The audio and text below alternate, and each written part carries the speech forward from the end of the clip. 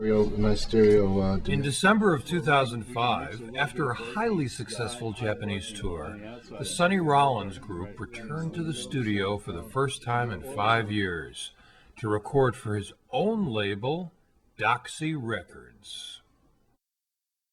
Sonny's intention was to catch the band at the height of the band's abilities, coming off of the Japan tour. The band in Japan was just, it was killing it. Towards the end of the tour, the group really began to come together. I began to be able to play much more fluently, and my mind was getting clear, and my focus was getting clear, and the band was beginning to gel. The whole thing was beginning to happen. And we knew when we came off the stage that the stuff just felt, it was just high class. Jazz music is not something that you can always codify and say, oh, well, we're going to do it now. It doesn't happen. It's very much of a creative process. It very much has to do with how people are feeling, the vibrations expand at the time.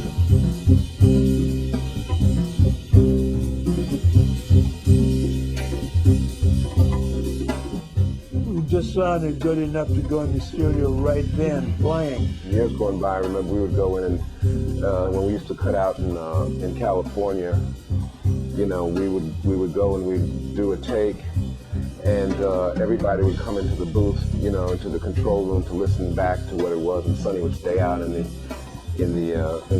recording room.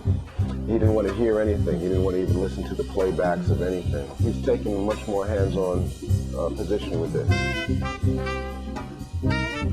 My wife used to always say, "Sonny, please." So this was why finally I was looking for a title. So I said, oh, that's what I'll call it. Sonny, please. The band's been playing for about a year now. We started playing it actually without a harmony instrument originally, and then it evolved into what it is now.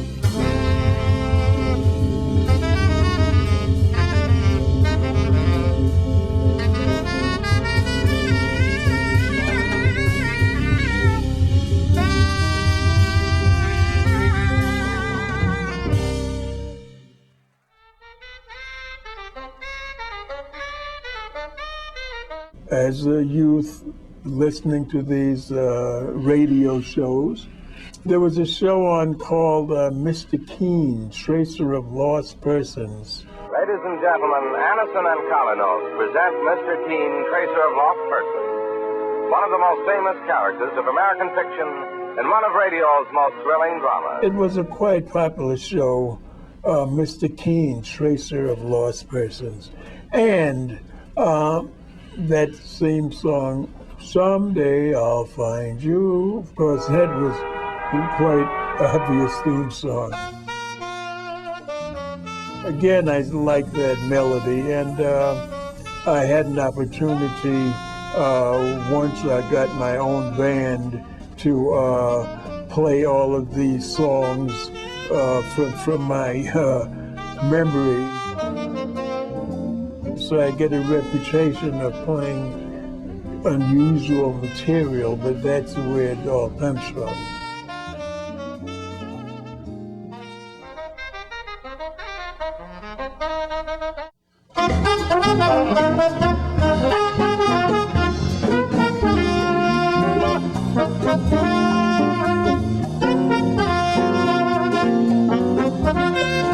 Mitsudo Nishiyama, better known as Nishi in Osaka, is a jazz educator and promoter of jazz music in Japan. He's a very conscientious guy. He befriends a lot of and plays with a lot of the jazz musicians that come to Japan.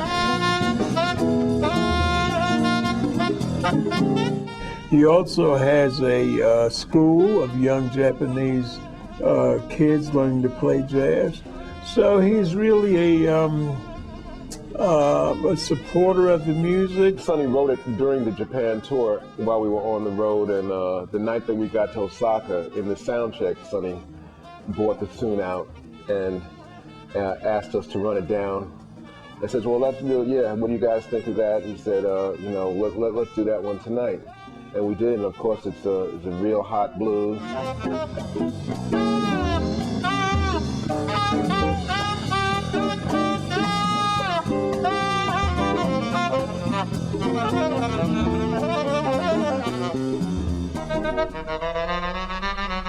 That's an old 1930 vintage ballad that, a lot of people have done it. I'm sure if you look through, Dexter Gordon did it. I'm sure you'll find a lot of artists that have played this, It's a pretty ballad, and I like ballads, and that's one of them that I like. Remembering Tommy was a song that I wrote a while ago, and Tommy Flanagan was going to record it with me. We didn't for some reason. I don't remember why we didn't record it. I was reading an article about Tommy, and then I got very sentimental about him, and I said, gee, I should write it. I think I'll play this song and call it Remembering Tommy.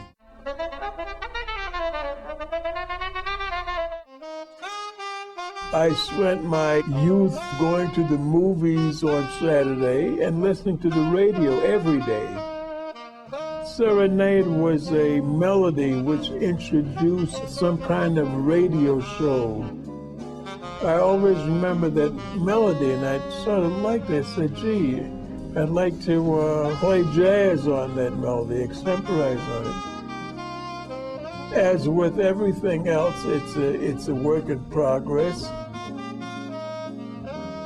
That's Sonny Rollins. I'm never playing the same thing the same way all the time, but this is a definitive version at the time that we played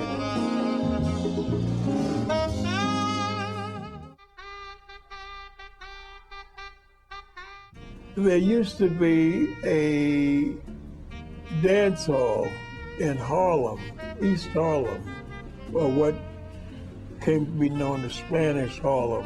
I remember being taken there when I was a young boy, and I remember. In fact, Park Palace was a place I was speaking to Walter Bishop, the pianist, about it, and he remembered Park Palace. I think he had played there one time, and then I think Monk played there one time. It was a dance hall in Spanish Harlem. We called it Park Palace, and I called it Park Palace Parade because after we added some percussion and some whistles and everything on it, sounded like a parade in a way.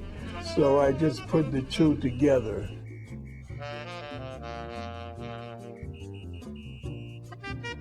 A lot of my musician colleagues, and I think a lot of stars, recording stars in pop music and everything, are beginning to circumvent the record companies and do things through their own marketing. I think technology has gotten us to the point now where we can realize more of our own work, the benefits, profits from our own work.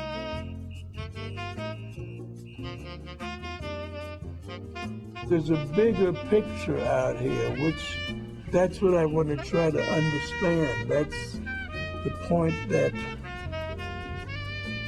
everybody has to, one of these days, get to understand that bigger picture, whether now or later or whenever.